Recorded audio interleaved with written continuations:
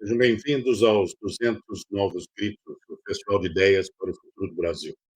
Eu sou Lúcio Mesquita, jornalista e curador deste evento, e estarei moderando esta que é a 10ª, não é a última sessão da série, que faz parte da primeira atividade do projeto História do Futuro, uma iniciativa da revista e portal Imprensa. Bem, o tema deste encontro é o mundo no Brasil, soberania e identidade no século XXI. E a ideia é entender melhor como é ser um país independente no século da globalização e digitalização do planeta. O objetivo é termos aqui uma espécie de reunião de pauta para discutir como um país como o Brasil pode se identificar e como podemos definir, ou talvez aí redefinir, o conceito de soberania no mundo de criptomoedas, alianças regionais como a União Europeia e economias altamente interdependentes. Bem, contamos na sessão com o Jamil Chad, jornalista residente na Suíça, de onde trabalha como correspondente internacional e colunista, contribuindo para vários órgãos de comunicação no Brasil e no exterior, e ativíssimo no UOL. Hoje mesmo, só hoje, ele já publicou 3 colunas antes de se unir aqui a gente. Boa noite, Jamil. Boa noite, meu caro. Boa noite a todos. Obrigado pelo convite. Um debate absolutamente fundamental, absolutamente necessário e que eu confesso que não acredito que nós chegaremos a conclusões, mas pelo menos faremos boas perguntas.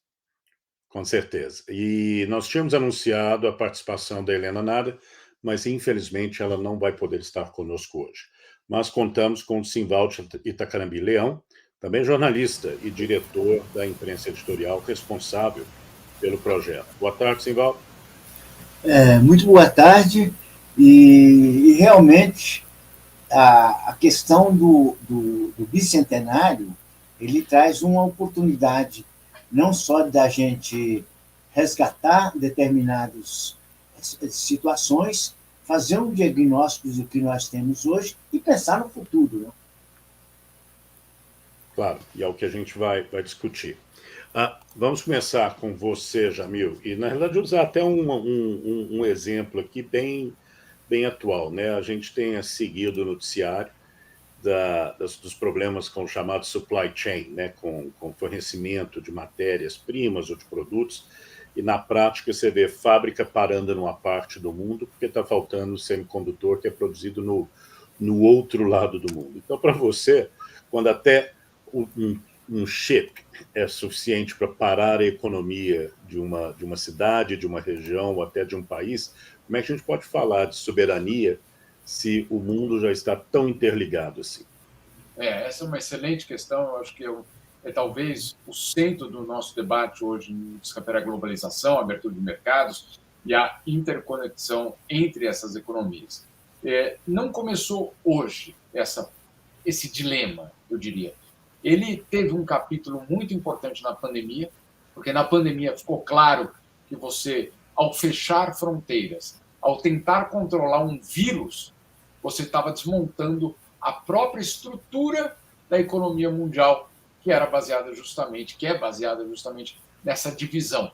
Né? Essa divisão, às vezes, extremamente injusta, essa divisão extremamente desigual no sentido de criar valor apenas em alguns locais, em outros locais ali não é a criação de valor, ali é apenas o suprimento da matéria-prima, que sem ela nada vai acontecer, mas não é nela que é criado o valor. Então, esse também é um debate muito importante. Agora, também dá um passo atrás, um passo um pouco atrás, e entender que já nos últimos anos existiu um grande debate aqui na Europa, mas em outros lugares no mundo também, sobre o que significava exatamente a abertura de mercados, a globalização.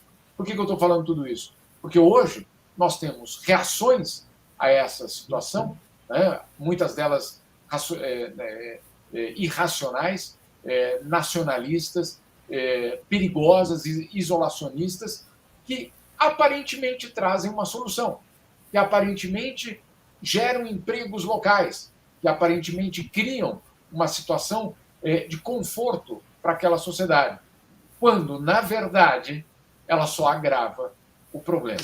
Então, você precisa hoje, claro, parar e pensar todas essas questões, porque nós vivemos, como você colocou, um grande ponto de interrogação sobre o que é a soberania.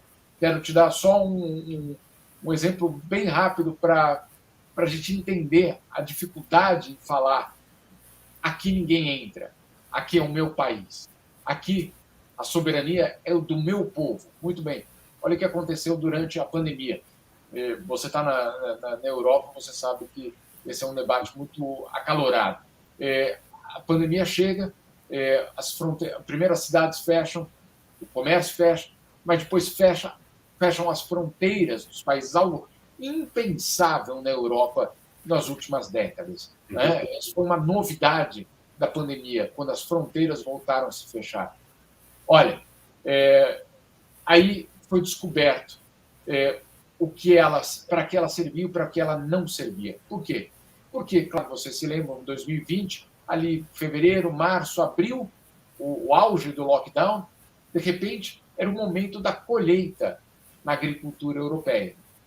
E no momento da colheita, perdão, no plantio, saindo do inverno, no momento do plantio, descobriram que não tinha ninguém para plantar. Não é que não tinha ninguém para plantar, não tinha imigrante para plantar, porque as fronteiras estavam fechadas. E aí, aquela velha pergunta para os nacionalistas soberanistas: vocês vão fazer o quê, então? Largar e plantar? Não fizeram. O que fez a Alemanha? A Alemanha contratou aviões da Lufthansa, mandou para a Romênia para trazer e romper o fechamento das fronteiras, para trazer romenos para a Alemanha para fazer justamente o plantio. Caso contrário, a agricultura alemã iria ter um problema muito sério. Então, olha só, né? Mesmo aqueles que defendem ali um controle de fronteiras, um controle do Estado em relação à ameaça estrangeira, tiveram de mandar os seus aviões para buscar. Se isso não é um ponto de interrogação em relação ao debate da soberania, eu não sei mais o que é. Com certeza. Para completar, Jamil, claro que você sabe também, na Inglaterra houve problema parecido também, e na onda de Brexit e tudo mais, então o governo anunciou, meio que sempre pensando meio que no sucesso da Segunda Guerra Mundial, de criar o que aqui existiu, que era o Land Army, né? Quando as pessoas na Segunda Guerra foram ao campo plantar em nome da guerra. E anunciou, né, vamos fazer isso, voluntários e tudo mais. Praticamente ninguém apareceu e tiveram a mesma dificuldade em tentar, porque, claro, exatamente os imigrantes europeus que agora não têm direito de entrar no país são os que plantam e que trabalham em áreas que os britânicos não querem trabalhar. Simval, a gente está falando um pouco da questão de soberania, alguns exemplos práticos aqui na Europa. Agora, eu queria começar com você, te perguntar, porque é uma coisa que é fundamental, porque é parte da doutrina militar brasileira, na realidade.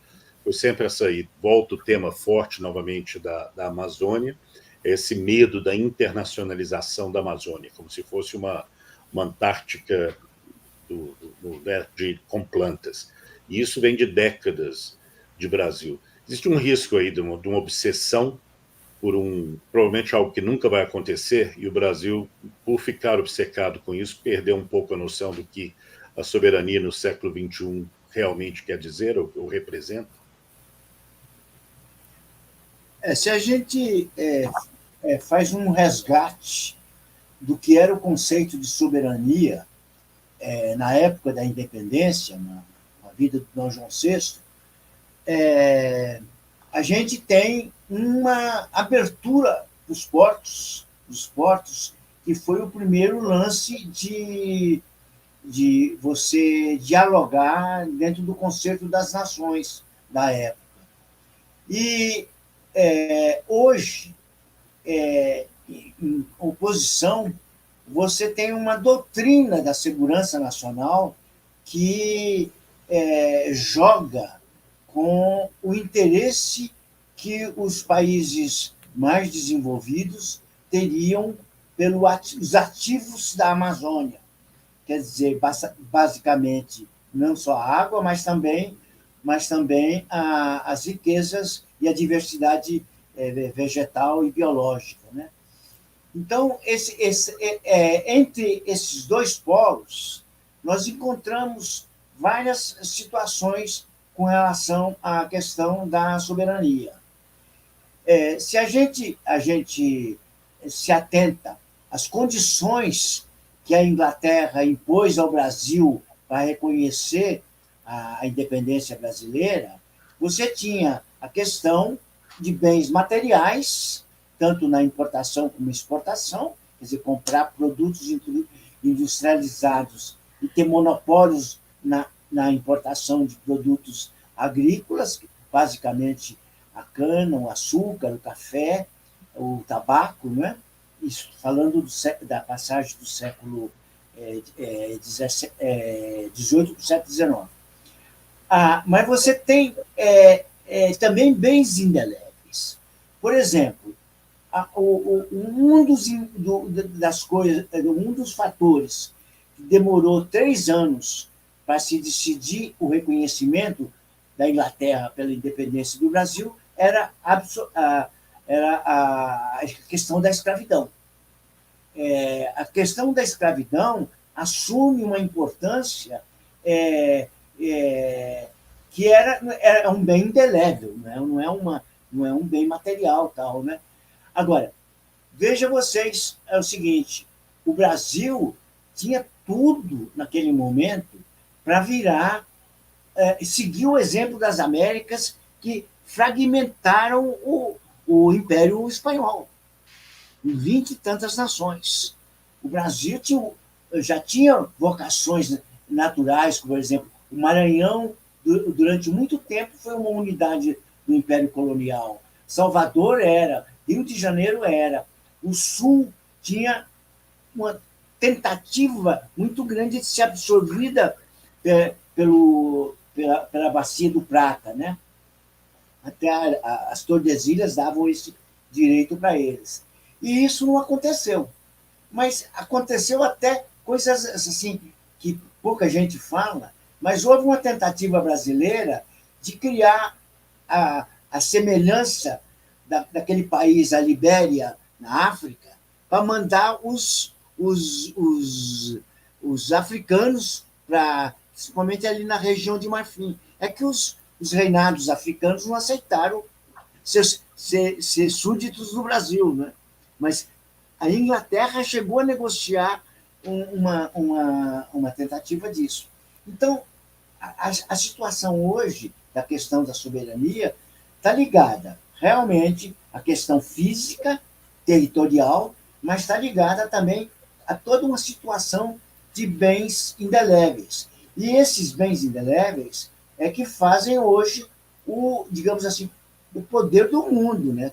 A digitalização, o abandono das culturas analógicas para abraçar uma cultura digital baseada na tecnologia, quebrou muito dessas fronteiras físicas.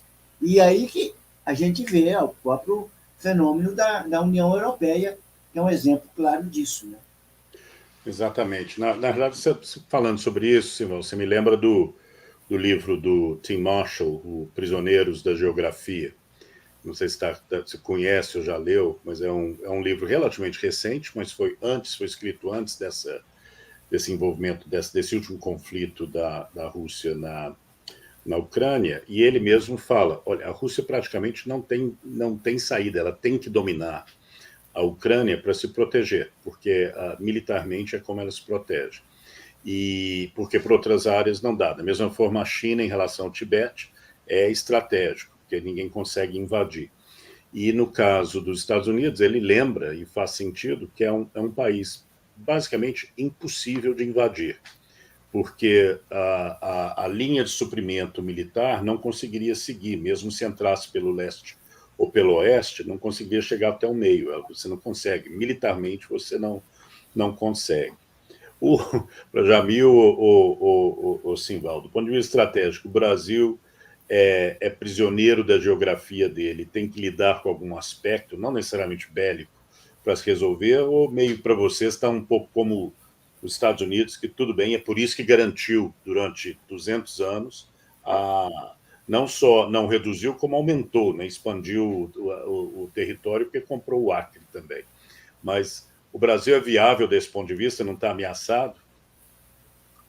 Olha, eu acho que a gente tinha que dar um passo atrás e lembrar que a construção das fronteiras do Brasil foi uma construção que envolveu tanto muita habilidade diplomática, né, porque são poucos países no mundo que têm tantas fronteiras com tantos países sem conflito, né, pelo menos sem guerra, vamos dizer assim, armada. Outros conflitos existem, obviamente, mas você tem uma paz com seus vizinhos que é muito raro em outros lugares do mundo, principalmente quando você tem tantos vizinhos. Nessa situação, você tem uma construção, sim, do seu espaço. Você tem, sim, a construção eu diria, pelo menos desses limites da soberania. Muito bem. Agora, eu acho que o maior desafio hoje para a soberania brasileira, e vocês estavam comentando logo antes, é a questão da Amazônia. Mas não pelos motivos que, por exemplo, o bolsonarismo aponta, que a França quer uma parte, que tem uma cobiça internacional em relação... Claro que existe essa cobiça internacional, como ela existe por qualquer outro bioma importante, muito bem. Mas não há essa ameaça imediata. A ameaça imediata que é real e que é presente é a da soberania desfacelada diante do crime organizado. Essa é a soberania que nós não temos hoje na Amazônia. Então, é viável ou não é viável? Depende do Estado que a gente vai querer ter naquela região, né? Ou em outras regiões também. A gente pode trazer o mesmo debate da soberania para a periferia do Rio de Janeiro. O país tem soberania naquelas áreas? Não sei. Eu tenho dúvidas, né, se existe se esse conceito é aplicável para uma periferia no Rio de Janeiro. Mas vamos voltar para a Amazônia. A Amazônia ela tem o potencial de ser o maior instrumento de inserção do Brasil no mundo. Mas ela é de pé, não ela destruída. Né? Ela destruída não vai valer nada. Na verdade, vai valer para alguns grupos, muitos criminosos, alguns legítimos, mas só. Agora, para a inserção do país no mundo, para a construção do Brasil no mundo, que isso é o que envolve a soberania, ela precisa estar, na verdade, protegida. Protegida não significa não desenvolvida para algum fim econômico, não é isso. Né? Agora, é protegida, é garantida de pé para justamente o país poder barganhar no mundo favores. Favores ou benefícios, não diria favores, benefícios, a palavra certa. Né? Em troca da preservação, o que é que eu ganho?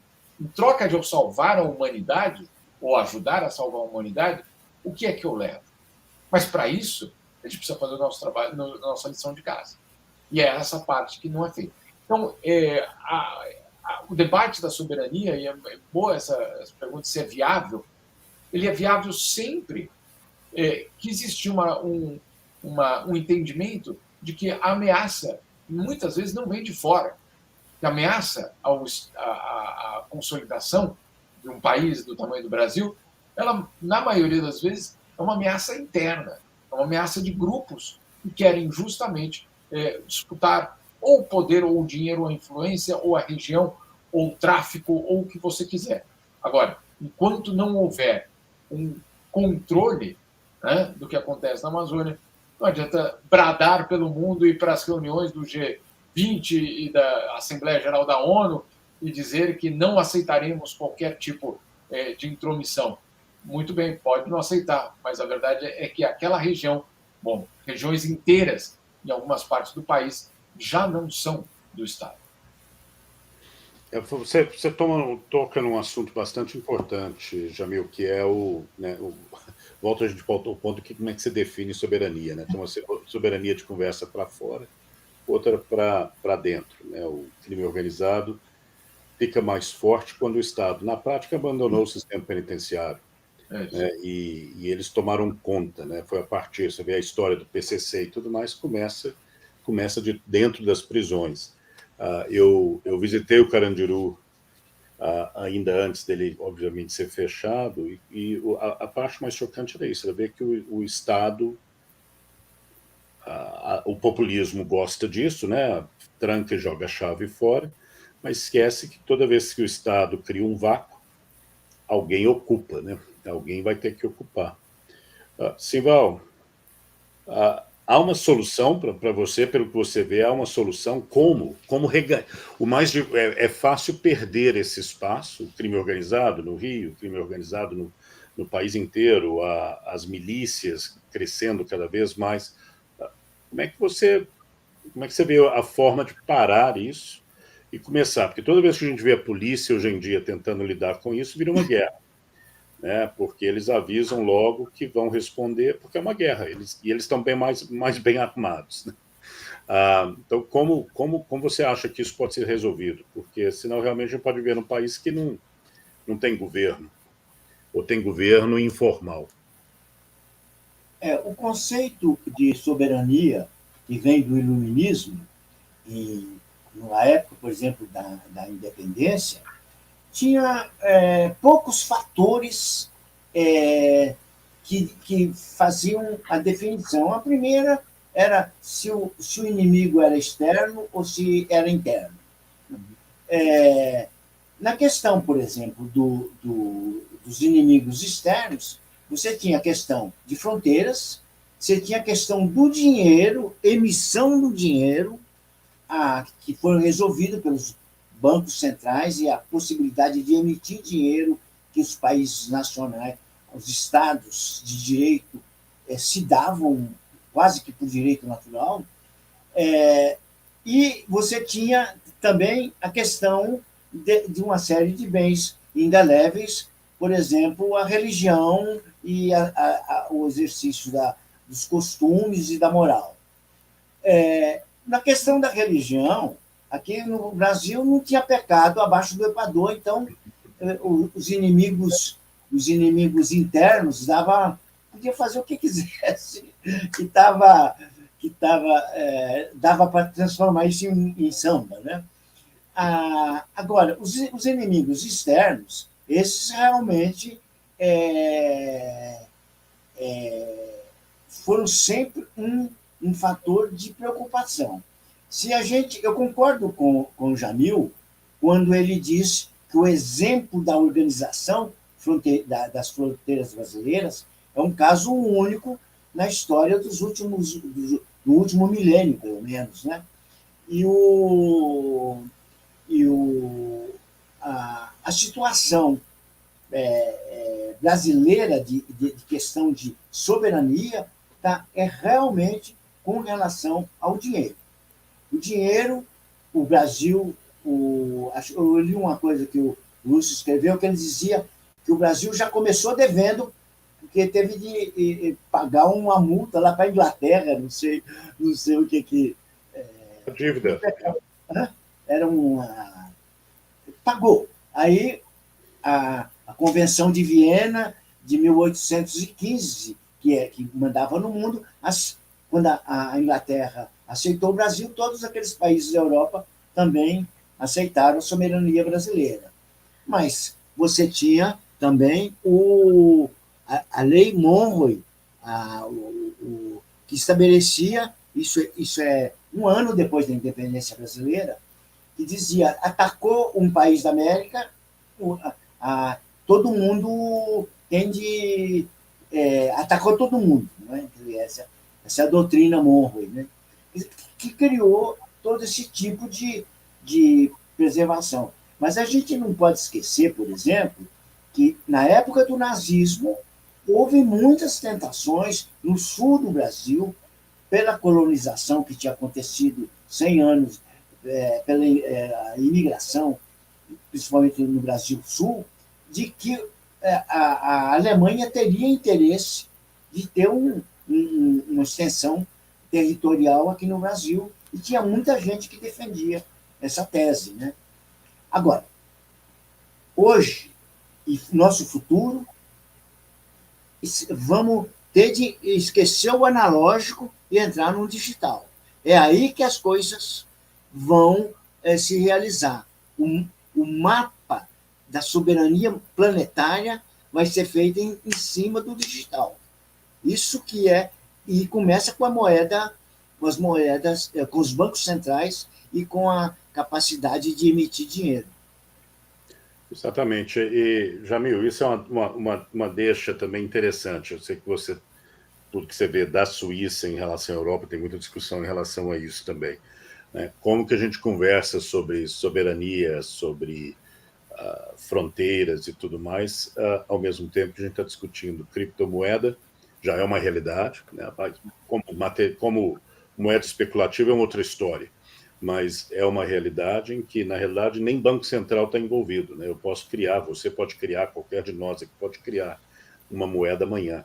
E você vê o pavor dos bancos centrais em relação ao como é que a gente vai ter uma estrutura financeira e monetária sem ter controle. Né? Então, esse é mais um elemento que preocupa. Né? Como é que você controla o dinheiro, um dinheiro digital? Não, é enorme preocupação. Eu posso te contar, meu caro, eu moro em Genebra, uma cidade que vive do debate financeiro bancário, contas, né? É uma coisa impressionante. Só quem mora aqui entende como esse é o assunto do jantar, é o assunto do café da manhã, faz parte da identidade da cidade. E outro dia eu estava justamente num jantar e, de repente, eu entendi que naquele jantar, uma mesa, sei lá, talvez de umas 8 pessoas, 3 dos 8 eram pessoas envolvidas na fabricação, né? Ou no negócio, no comércio de criptomoedas. E aí, em um momento depois, ali a conversa era muito entusiasta, né? E, basicamente, vamos romper fronteiras aqui. E aí, um momento, quando estava acabando a conversa, eu fiz questão de terminar a conversa, porque eu perguntei: como é que vocês fazem para combater a lavagem de dinheiro? Aí me responderam: não, mas isso não tem nada a ver com a gente. Não, então, é a pergunta que qualquer Banco Central ou qualquer autoridade poderia fazer nessa situação. Então, você vê, de um lado, a moeda, né? Você vê as plataformas digitais cruzando fronteiras de uma forma basicamente irrestrita. Você vê um debate muito grande sobre a taxação do comércio digital, e aí não é você comprou uma camisa numa empresa italiana e ela vai te mandar. Porque quando ela vai passar pelo correio, você vai pagar o imposto. Não é essa a questão. A questão é quando você compra um serviço online, né? Quando você compra um aplicativo, quando você faz um download de um aplicativo, você paga. Para onde vai aquele imposto? Lembrando que você não entende soberania se você não entender que isso é o que determina para onde vai o seu imposto. Né? Esse é um aspecto fundamental da soberania. Quem paga a quem? Qual é o Estado que pode cobrar e até torcer o braço do contribuinte para ele pagar? Então, parte da soberania o debate da moeda, da receita daquele local. Quando isso fica complicado, como está, mais uma vez, a soberania que é questionada. Eu vejo, meus caros, um movimento muito curioso, que é justamente de líderes populistas que usam justamente a soberania, a identidade nacional, o patriotismo, a bandeira, o hino nacional, tudo isso, como resposta a essas realidades. Que é uma grande mentira, porque jamais o hino nacional vai ser a resposta para a criptomoeda e para as redes sociais. Né? É um outro jogo, é simplesmente outro jogo. Agora, os populistas, charlatães, vendedores de ilusão, que justamente usam do patriotismo para dar respostas a isso, perdão, mas eu tenho certeza que eles sabem que essa resposta é absolutamente insuficiente. E isso aí faz parte, sim, de um jogo eleitoral, um jogo para ganhar voto, um jogo até ideológico, mas que você não vai ter o freio a globalização com um discurso patriota, porque voltamos àquela questão inicial. Como é que você vai fazer para a sua cadeia de produção funcionar? Né?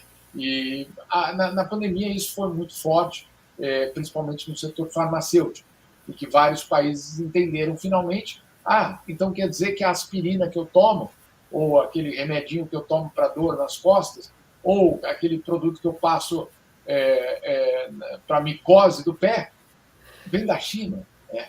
Exatamente. Então, qual é a soberania exatamente se você sequer tem a capacidade de produzir os remédios que vão salvar eventualmente a tua população? Esse é um debate. Eu fico muito angustiado quando esses líderes populistas apresentam a solução como se ela fosse simples, porque ela não é simples. Ela é extremamente complexa, na verdade, ela é cada vez mais complexa.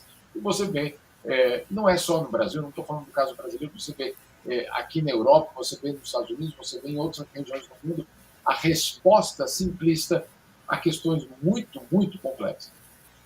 Isso, na prática, define o populismo, né? Soluções simples para questões extremamente complexas. Mas, Jamil, você tocou no outro ponto também, que eu acho que a ironia disso também é que o populismo moderno, pelo menos, ganhou espaço através das redes sociais, né? ganhou dimensão maior através das redes sociais, e geralmente com esse tom nacionalista e ufanista. E a ironia aí é que as redes sociais são controladas por poucos de fora, que sugaram, na prática, as receitas dos meios de comunicação nacionais, os impostos nacionais e os empregos nacionais também. Apesar nos grandes países ainda estarem presentes, em várias partes do mundo, eles não têm uma só pessoa empregada no país e tem hoje a maior parte do bolo da receita publicitária daquele país. E quem ajuda a sustentar esse modelo são os nacionalistas, os populistas que, né, se vestem com as bandeiras nacionais e exigem uma política nacional. Enquanto dão dinheiro para o Facebook, para o Google, para todo mundo que não está nem perto deles e não está nem pagando imposto. Né? Alguns pagam, independente do país onde estão, mas praticamente não pagam muito imposto pelo mundo afora. Essa é a ironia. Mas o mundo do populismo é cheio de ironias, infelizmente. Agora, a gente já passou aqui da metade, então eu só quero lembrar um pouco. Você está participando da sessão O Mundo no Brasil, Soberania e Identidade no Século XXI, que é a parte dos 200 Novos Gritos, o Festival de Ideias, uma iniciativa da revista e Portal Imprensa. Só lembrar, essa é a última sessão da série de 10, que abriu o projeto, que tem mais coisa pela frente ao longo do ano, e você pode encontrar todas as outras 9 no nosso site, e logo quando a gente terminar aqui, só um tempinho, a gravação dessa sessão também vai estar no site portalimprensa.com.br/História do Futuro. Tá? E eu queria mudar um pouco a gente falou muito de soberania, que é super interessante, mas o outro lado também do tema é de identidade nacional. Né? E queria tocar um pouco nisso, a identidade do brasileiro. Né? Acho que a gente passou uma boa parte não sei se aceitando, mas pelo menos tolerando alguns elementos quase que folclóricos, né? O povo feliz, aquelas coisas de povo feliz, uma democracia racial, aquela coisa que quase que, né, para contar para fora, né? Sabendo muitas vezes que não é exatamente isso.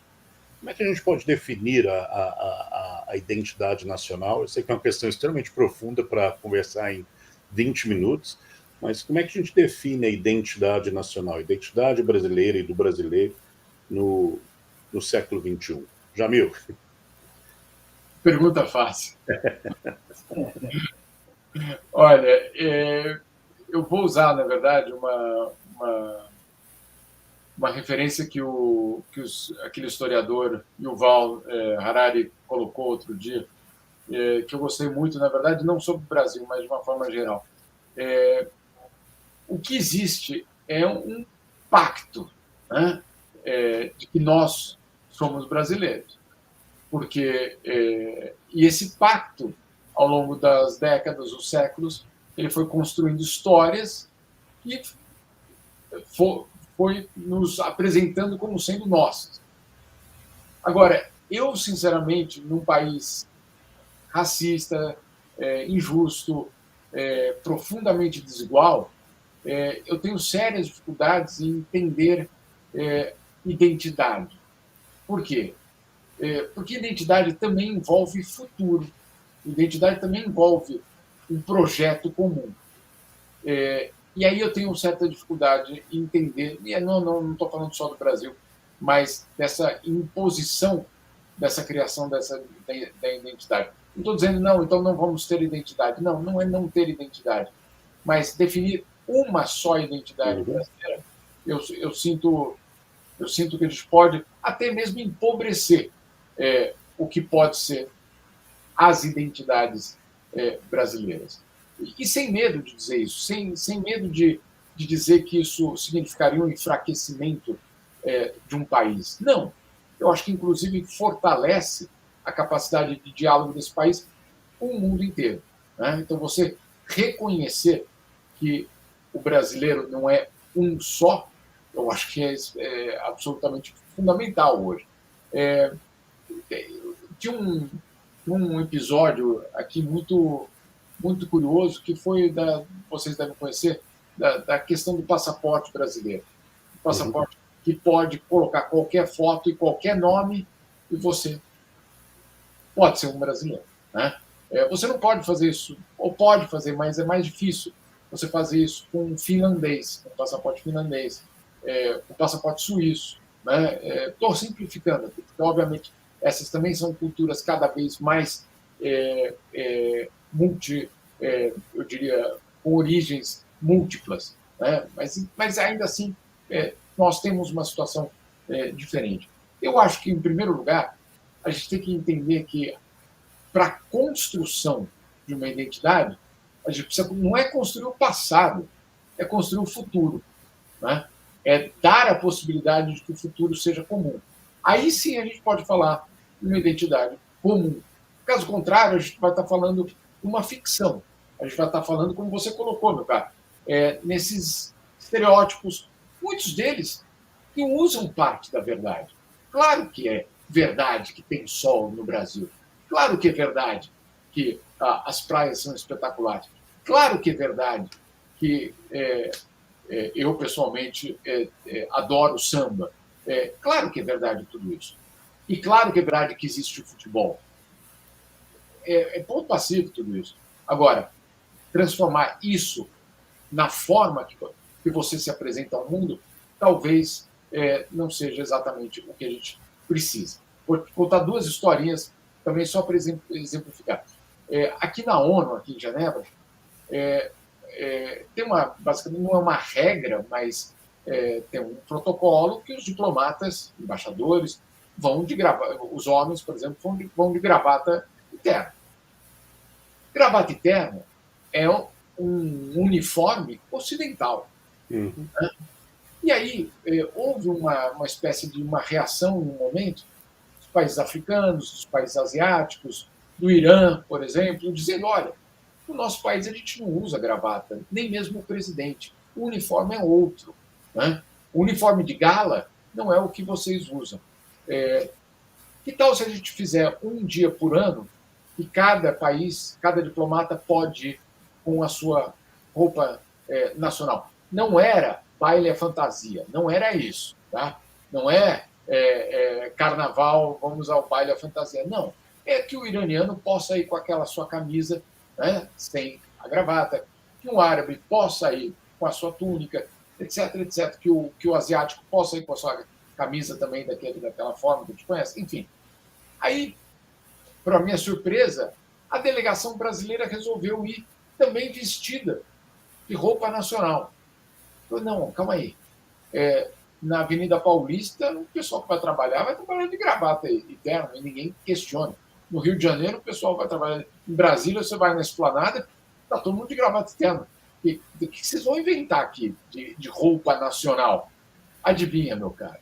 Apareceram todos os diplomatas com a camisa da seleção brasileira. Né? Não, não era isso. Né? Não, não era um baile à fantasia. Né? Por quê? Porque justamente a gente confunde o que é o estereótipo, que acaba reforçando, com justamente a nossa inserção no mundo. Esse é um primeiro aspecto. E eu não estou criticando, porque quem me conhece sabe que eu adoro futebol, eu tenho até muito escrito sobre isso. Agora, de um outro lado, não é negar. Não é negar. Eu vou te dar um exemplo, de como é real a nossa presença com isso, com esse fator também no mundo. Eu fui, já faz uns 10 anos isso, para Darfur, no Sudão. Ainda quando Darfur estava saindo do que era, naquele momento, o primeiro genocídio do século XXI. Dramática a situação, um local absolutamente dramático. E eu fui levado para conversar com o governador de Darfur. Um criminoso, vamos deixar claro aqui, um criminoso de guerra, né? Mas era o governador de Darfur. E um outro colega que estava comigo era argentino. E a gente chega na entrevista e a primeira coisa que o governador fala é o seguinte: olha, na verdade eu não dou entrevistas, mas eu só chamei vocês porque eu queria conhecer um representante do Pelé. Né? Porque ele não conhecia um brasileiro, e para ele o Brasil era o futebol. Né? Então, não é desprezar isso, não é dizer não, isso não vale para nada, não é isso. Mas é deixar muito claro que isso é só uma parte da nossa identidade. Na verdade, a menor delas. Eu insisto, a identidade ela é construída para o futuro, não para o passado. Nós, por enquanto, só construímos a nossa identidade para o passado, com histórias, muitas delas espetaculares, outras trágicas, a maioria delas violenta, né? Mas você tem aí um desafio muito grande. Construir identidade é olhar para o futuro. Com certeza. E se ajuda, Jamil, às vezes me pergunto aqui por que eu vim para a Inglaterra, eu falo, eu vim para cá como asilado. Aí eles ficam bem, né? Ah, como? Tal. Eu falei assim, olha, não consigo, não sou ruim de dança e sou ruim de futebol. Eu tive que sair do Brasil porque não tinha lugar. Geralmente, se eu quero irritar os ingleses, eu falo, eu quis vir para um país onde eu me sentia à vontade, né? Entre pares. Aí você, inclusive, usa a ironia que é própria deles, né? Parabéns. Exatamente. A outra pergunta, às vezes a minha resposta, eu venho aqui por causa do tempo, né? Por causa do clima do país. Mas vou pegar essa deixa do Jamil também, Simbal. Você trabalhou muito tempo na Globo, responsável, isso não é crítica, mas responsável por uma projeção da imagem do Brasil para o próprio Brasil, como a líder de audiência, uma boa parte de como o Brasil se vê é através da televisão brasileira, principalmente da Globo. Você acha que tem para usar a deixa do Jamil, não é uma identidade, são várias, a diversidade é importante, você acha que há como definir isso sem definir e sem lidar claramente com, acho que a questão que apareceu em praticamente todas as discussões que a gente teve nas outras 9 lives, inclusão? Bem colocado a questão da inclusão. A identidade é uma resultante da conjugação de 2 verbos. O primeiro verbo chama discriminar. Ter ideias claras e conhecer o conteúdo do que você está tratando. E a segunda é ter ações decorrentes dessas análises. E aí, você, para estabelecer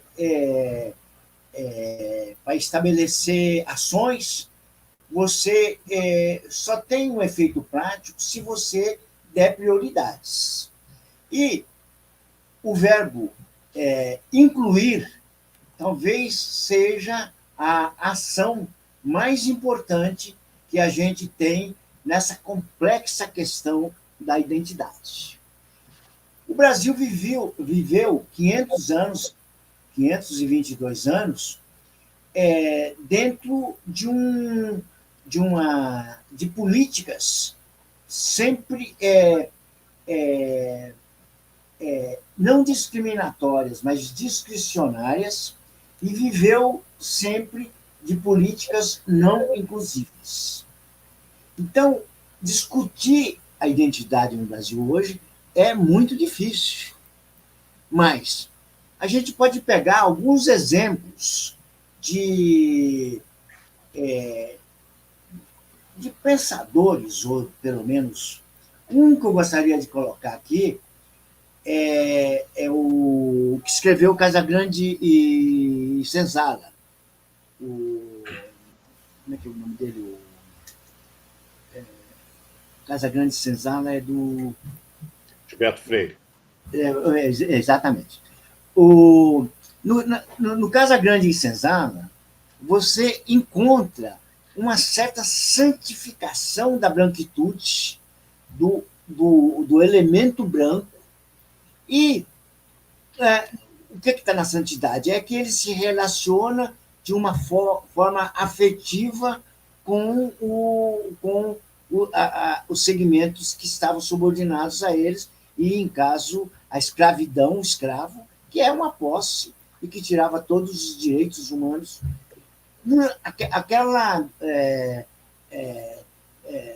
Aquela vida que seguia sempre de uma forma constante, não tem, digamos assim, uma condenação explícita.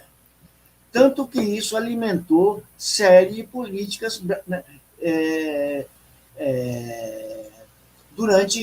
durante o século XIX, por exemplo. Nós tivemos abolicionistas fantásticos, Gama, o Rebouças, muita gente, o próprio Nabuco, que era pernambucano também, e as doutrinas que eles colocaram, os pontos de vista que eles colocaram, não foram vencedores. Venceu, por exemplo, aquela questão de raças ser medidas pelo tamanho do crânio, venceu a questão de você branquear a população com a imigração dos povos da Europa.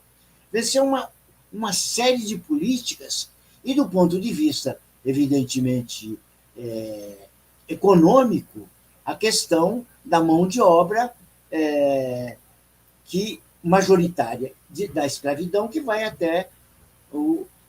Os donos dos escravos, eles não eram nem monarquistas nem republicanos, mas quando foi proclamado, eles viraram republicanos.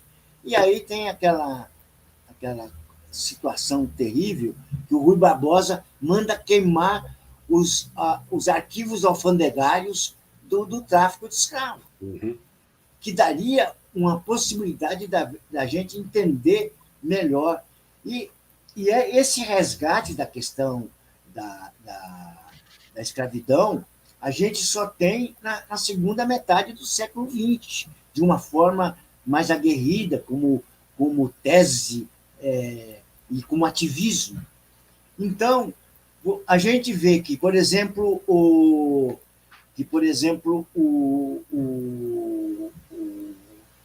as cotas, que eles são formuladas já no governo no século XXI, mas a tese das cotas é um fator importantíssimo de você incluir, de inclusão racial, que é bom para todo mundo. É o tipo de política que todo mundo ganha, até os milionários, até os rentistas ganham com isso. Agora, existe uma coisa que está arraigada na nossa primazia branca, e isso é um fator que ela contamina de uma forma muito ruim a questão da identidade do brasileiro. Sobre identidade também, eu só partilhar um pouco. Eu tenho, Simbal, você sabe disso, eu tenho feito pesquisa da família. Você chega a uma certa idade, você fica mais interessado. Geralmente tarde demais, porque você não tem as pessoas com quem conversar, seus bisavós e tudo mais poderiam dar mais informações. Mas fui descobrir que eu parto de alguém que nasceu em 1525, logo depois, como criança, foi baixar em Olinda. E se casou com um holandês que, no final das contas, vira o Chico Buarque de Holanda, era um Arnaldo de Holanda, e vários outros de outras partes. Então, o que eu fui descobrindo é que nessa prática, né, nesse sentido, a minha conexão com o Brasil vai de muito tempo atrás, com mais pelo caminho afora, né, até chegar aqui. Ao mesmo tempo que é fascinante, é também assustador você procurar informações sobre seus bisavós e achar um registro de batismo numa igreja em que o nome logo abaixo ou acima de um deles é de um escravo ou de um filho de escravo. E é uma hora que bate quando você lê, que é feita daquela forma bem burocrática, né? Fulano, filho de escrava, da escrava Maria, de propriedade do Mané, como se fosse a coisa mais normal do mundo. Isso é só de bisavó, a gente não está falando lá de trás, né? Então ainda é um tema e algo extremamente complicado de se resolver no Brasil.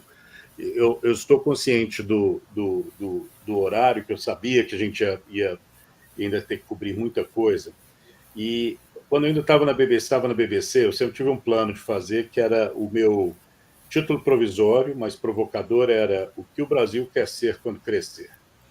E aí eu vou aproveitar, já que a gente está na última sessão dessa série e com duas pessoas inteligentíssimas aqui, e eu gostaria de terminar, na realidade, fazendo essa pergunta para o Jamil e para o Simval, começando pelo Jamil. Jamil, o que o Brasil deveria ser quando crescer? É o futuro que você falou. Como é que qual é esse futuro, né? Como ele deve ser nesse futuro? O meu futuro, ou pelo menos a comemoração dos 300 anos, vamos dizer assim, né, de um país justo. Eu acho que essa é a maior conquista que a gente pode obter depois de tantos séculos erguido na injustiça, né, construído nessa estrutura injusta. Então, o futuro é esse. Eu vejo aqui, principalmente nos debates aqui na ONU, principalmente a questão dessa divisão entre países desenvolvidos e países em desenvolvimento. Eu estou quase apresentando uma proposta aqui bastante ousada de mudar essa terminologia. Vamos falar de países justos e países injustos, porque eu acho que aí é melhor a separação. Porque o que você tem, é claro, um país em desenvolvimento que é muito rico. É muito rico. Então, como é que ele pode ser em desenvolvimento? Ele é em desenvolvimento porque ele é injusto, né? Então, a minha aposta de construção para o futuro é justiça. Sem isso, a gente pode tentar o que a gente quiser de inserção no mundo, mas vai ter sempre os pés de barro, vai ter sempre a lição de casa a ser feita antes de conseguir essa credibilidade internacional para agir, né? E não é agir mandando mandando um astronauta para o espaço, não é essa a ação. A ação é da consolidação, primeiro, da sua própria sociedade. Que sociedade é essa que diz que alimenta 1 bilhão de pessoas no mundo e tem 30 milhões de famintos no país? Tem algo de errado nessa conta, né? Então, esse, pelo menos no meu caso, é o futuro que eu gostaria de ver. Eu vou te fazer uma pergunta ligada a isso, então, bastante injusta com o tempo que a gente tem. Como que você chega a essa sociedade justa? No meu caso, para mim é a pergunta. Isso. Olha, a gente tem no Brasil uma distribuição de renda ao contrário, né? Temos, na verdade, a concentração. precisa haver uma clareza muito grande de que segurança é distribuição, é via distribuição. Você mora aqui na Europa, você sabe muito bem de um aspecto. A mesinha na calçada, numa praça, ela é uma conquista social. Porque ali você tem a segurança que você vai almoçar ou jantar tranquilamente naquela mesinha e pôr o celular, eventualmente, em cima da mesa, e você vai estar em segurança naquele local. Então, a construção da justiça, ela passa pela distribuição, não tem outra opção. Não tem outra opção. Eu até coloquei no último livro isso. O contrário de país pobre não é país rico, é país justo. Agora, como? Garantindo essa distribuição. Essa distribuição vai ser muito complicada, porque, obviamente, quem detém o poder, ou o dinheiro, ou os recursos, obviamente, não vai estar disposto a fazer isso de uma forma muito clara. Agora, cabe ao Estado assumir esse papel. Não adianta dizer a iniciativa privada vai fazer distribuição. Não vai fazer. Né? E aí não dá nem para culpá-lo. Precisa entregar de volta para os acionistas. Né? Você tem todo esse aspecto. É função, sim, do Estado. É função, sim, do Estado assumir isso como uma prioridade total, se quiser, de fato, ter uma estabilidade. É a justiça social que garante paz, é a justiça social que garante a democracia, na verdade, que faz a democracia, e é ela que vai trazer algum tipo de identidade, se a gente quiser falar de identidade. Mas eu insisto, sem essa distribuição, eu não vejo outro caminho. Perfeito. E, Simval, como é que deve ser o Brasil quando crescer? O padre Antônio Vieira, logo depois da restauração dos Bragança no trono português em 1640, ele resolveu escrever um livro que se chamava exatamente o título do nosso projeto, que é a História do Futuro. Ele conseguiu escrever 3 capítulos, onde ele mais ou menos organizou os pensamentos que ele queria fazer. E, na realidade, o que ele prometia que ia entregar no livro era a questão da restauração da grandeza lusitana dentro da cristandade. Então, nós teríamos uma época que Portugal seria o maior país da cristandade, e, com isso, ele promete desenvolver toda uma demonstração de que isso ia acontecer. De fato, ele não aconteceu porque ele não chegou a escrever o 4º capítulo, porque a Inquisição foi lá e prendeu ele. Ele prendeu, e o julgou, e olha que ele tinha um prestígio, que tinha sido embaixador português em Roma, embaixador português em Paris e na Alemanha, com os Habsburgos. Então, ele era uma pessoa que tinha uma aura. Prenderam ele e julgaram. E absolveram, porque viram que ele não tinha... Ele estava, digamos, brincando com as palavras, sei lá, com a imaginação dele.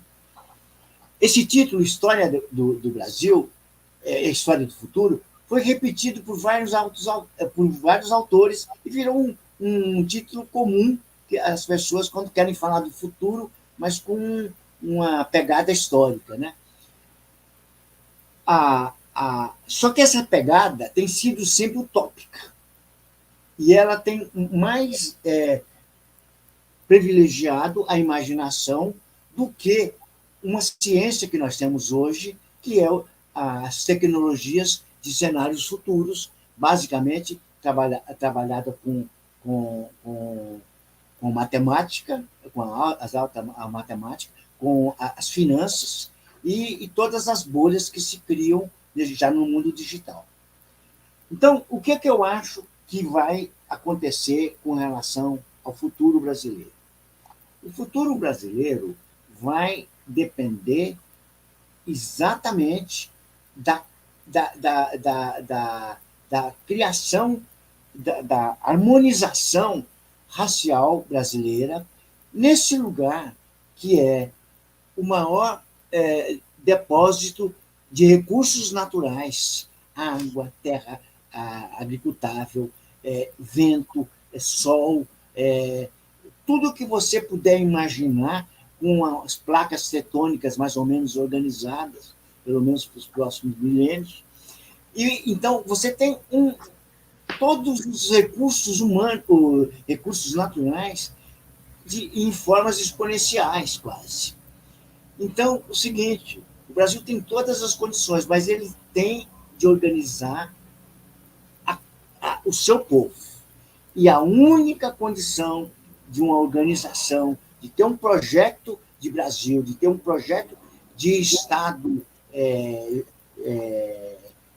de direito, e aí, quando eu falo Estado de Direito, eu pego o adjetivo que o Jamil usou, da justiça, justo, né? A divisão da justiça, a repartição da justiça, é a inclusão. São as políticas de inclusão. É a coisa mais urgente que vai exigir que o Brasil possa realmente construir. Eu acredito, pelos dados que a gente tem, que nós temos os elementos já sendo colocados, seja pela construção de uma sociedade, a Constituinte de 88, a Constituição de 88 é um protocolo muito importante, um protocolo mental muito importante para a gente chegar ao cumprimento dessa meta. É isso que eu vejo como o que será o Brasil quando ele crescer. Muito bem. Bem, a gente está chegando ao final desta sessão sobre soberania e identidade nacional, e a última da série, infelizmente. Esta e as outras 9 conversas estarão disponíveis no site portalimprensa.com.br/História do Futuro. Realizado pela Imprensa Editorial, 200 Novos Gritos, Festival de Ideias para o Futuro do Brasil, conta com o patrocínio da Sabesp e da Globo. Eu queria agradecer mais uma vez a presença do Jamil e também resistindo, que já são mais de 11 da noite, onde você está, então já tarde. Jamil, muito obrigado. Eu que agradeço, obrigado pelo convite e parabéns pela iniciativa. Esse debate precisa continuar. Com certeza. E também ao Simval de Itacanabilião, por participar também e trazer não só questões de futuro, mas aspectos históricos bastante importantes.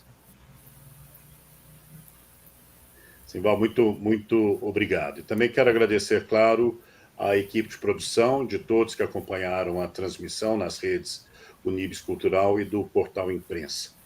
E eu queria terminar, na verdade, com um resumo do que, talvez super sintetizando, o que o Jamil e o Simval disseram sobre um Brasil amadurecido, um Brasil crescido no futuro. Talvez não a gente, mas os nossos sucessores, discutindo os 300 anos de independência. E usando só, na prática, 2 palavras, né? Um país que inclui e um país que é justo.